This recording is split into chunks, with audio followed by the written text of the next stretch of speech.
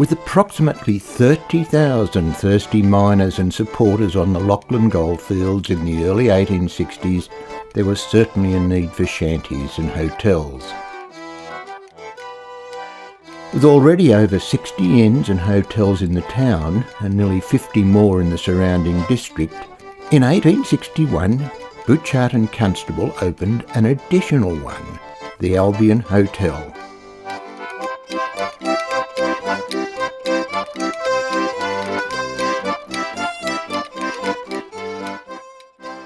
Entertainment in the form of piano players, bands, minstrels, balls and dancing, music concerts, theatre, bowling alleys, billiards and snooker played a major part in the running of the hotel.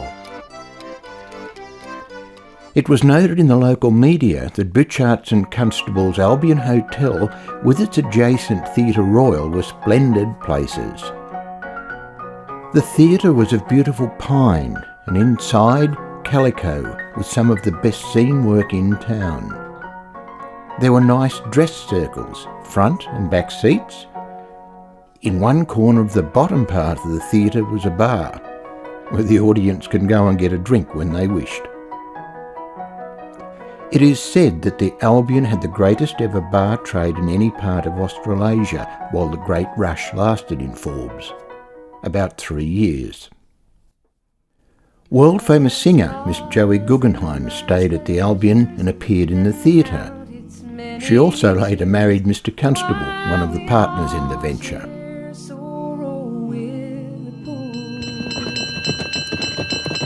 In March 1888, a fire destroyed the original wooden building, but the resident publican, Mr. Richardson, wasted no time in building a magnificent brick replacement with some very interesting features. A large number of underground rooms were built, and from a newspaper of the day is this quote: "Dining rooms for summer use are being built underground. Also small parlours where our local long-sleeve gentlemen will be able to have a drink on the hottest summer day."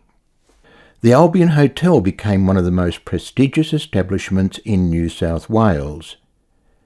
There were also well-built stables out the back, resplendent with a small statue of a jockey. Whatever happened to this magnificent statue in later years is still a mystery. Just about every photograph of Lachlan Street in the early days has the Albion Tower somewhere in the image.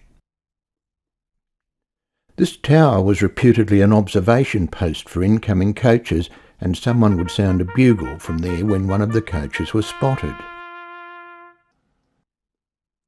Over the years the Albion has had many proprietors, but none as intriguing as Con Colleano and his wife Winnie, who were there in the mid-1950s. Con was recognised as one of the best tightrope walkers ever. He appeared in most of the world-famous circuses, including Barnum and Bailey's. At one stage, he was one of the highest-paid performers in the world.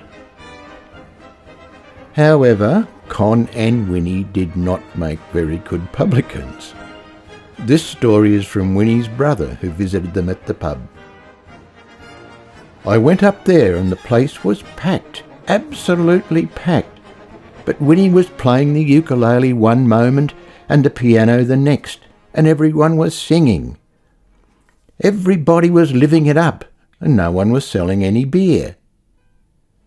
Con and Winnie had no idea of running a hotel. No one was doing any work, only entertaining. They went broke." More on Con Colleano can be found at the Forbes Museum and Family History Group. Folklore and myths abound about the Albion building, from the supposed gold tunnels leading to banks to the story that, and I quote, "A small child was positioned on top of the hotel, and when the mail coach was sighted, the child would blow a bugle." I just love folklore. Another enterprising publican in later years was local Jeff Nicholson, who restored the hotel to much of its former glory and also reopened the underground rooms as a bushranging museum. Jeff also had an interest in the passageways that branched out and ran along both Lachlan and Rankin streets. Why were they there? What were they for? There is a story that they were used to transport gold underground to the banks. Is that true? It is another mystery of this pub that hopefully will be solved one day.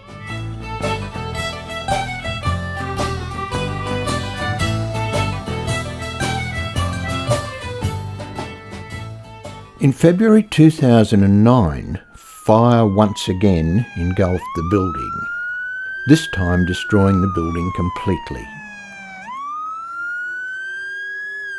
The residents of Forbes were shattered and still grieve over the loss of the magnificent building and its stories. Firefighters from the local brigade and surrounding towns fought to save the Albion, but the fire won and the building was demolished.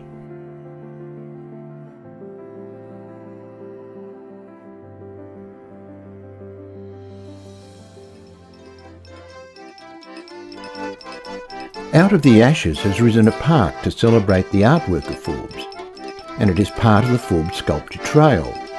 You can find out more about that at our Forbes Visitor Centre.